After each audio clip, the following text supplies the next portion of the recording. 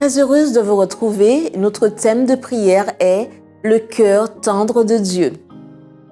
Soyez bons les uns envers les autres, compatissants, vous pardonnant réciproquement, comme Dieu vous a pardonné en Christ. Éphésiens 4, verset 32.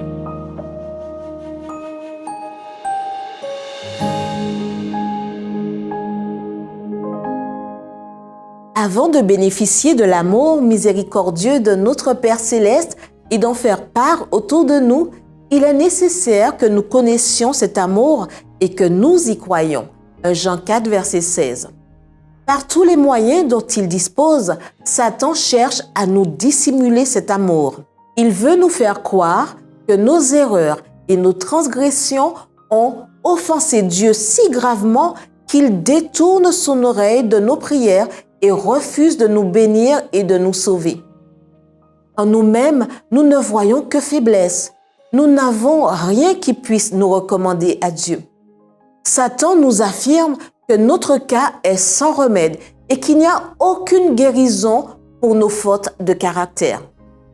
Lorsque nous voulons nous approcher de Dieu, l'ennemi chuchote à notre oreille. « À quoi bon prier?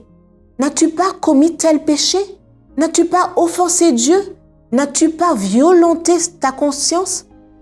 Mais nous pouvons le repousser en lui disant que le sang de Jésus nous purifie de tout péché. Jean 1, verset 7.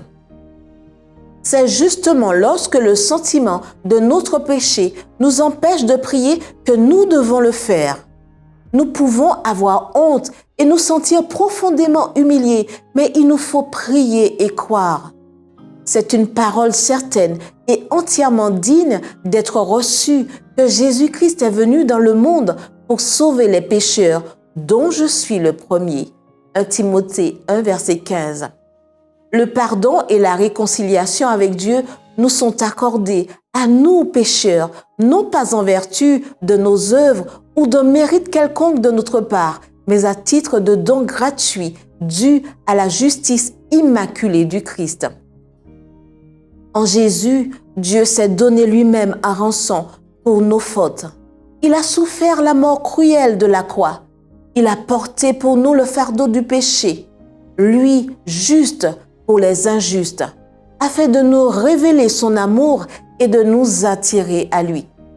Il nous dit, « Soyez bons les uns envers les autres, compatissants, vous pardonnant réciproquement, comme Dieu vous a pardonné en Christ. » Éphésiens 4, verset 32. Que Jésus, la vie divine, habite en nous et qu'ainsi se manifeste l'amour céleste, apportant l'espérance à l'âme désespérée et la paix du ciel au cœur accablé. Pour pouvoir nous approcher de Dieu, il faut que nous soyons décidés à faire connaître à nos semblables la grâce dont nous avons nous-mêmes été l'objet.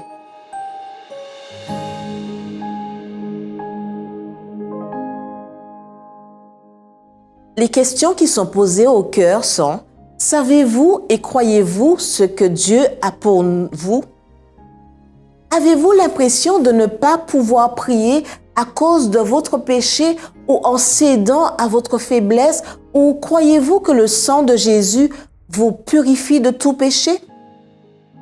Reconnaissez-vous que le pardon nous a réconciliés avec Dieu et que c'est un don de Dieu à cause de sa justice sans tache? Êtes-vous comme Jésus, aimables les uns envers les autres, pleins de tendresse et vous pardonnant mutuellement? Venez-vous à Dieu avec confiance, recevez-vous sa miséricorde et vous soumettez-vous à lui pour révéler sa grâce aux autres?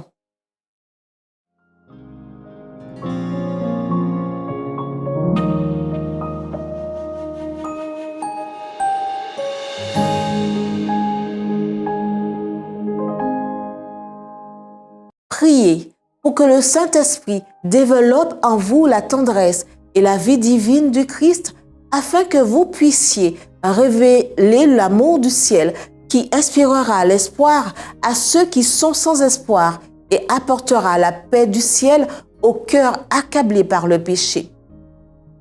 Priez pour que les membres de l'Église au Salvador comprennent que l'Église adventiste du 7e jour est un mouvement prophétique avec un message prophétique auquel le ciel a confié une mission prophétique très spéciale et que le moment est venu de briller pour la gloire de Dieu. Priez pour les ministères en faveur des sans-abri. Priez pour que tous ceux qui sont investis soient un reflet de Jésus rempli de l'Esprit lorsqu'ils servent les sans-abri. Priez pour que le réseau de témoins en ligne RTL soit mis en place et devienne un outil efficace de témoignage.